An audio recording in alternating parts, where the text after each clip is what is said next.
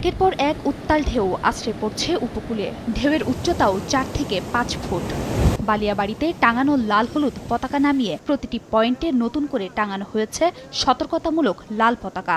কোনো পর্যটকদের আমরা নামতে দিচ্ছি না পানিতে, যাতে কোনো ধরনের দুর্ঘটনা না ঘটে সেজন্য আমরা সবসময় সতর্ক রয়েছি। ঘূর্ণিঝড় রিমালের আঘাত থেকে সম্ভাব্য ক্ষতি এড়াতে উপকূলীয় এলাকার মানুষ, মৎস্যজীবী ও নৌযানগুলো সচেতন করতে মাইকিং করছে কোস্টগার্ড। এছাড়া নদী ও সাগর তীরের বাসিন্দাদের নিকটস্থ সাইক্লোন শেল্টারে আশ্রয় নিতে আহ্বান করা হচ্ছে। লোকজনের মধ্যে যে অ্যাওয়ারনেসটা গ্রো করার দরকার যে একটা ঘূর্ণিঝড়ের প্রভাব কীরকম হতে পারে এবং এ থেকে বাঁচার জন্য আমাদের যে সাইক্লোন স্টেশন শেল্টার স্টেশন রয়েছে সেখানে যাওয়ার প্রয়োজনীয়তা তাদেরকে আমরা তুলে ধরছি।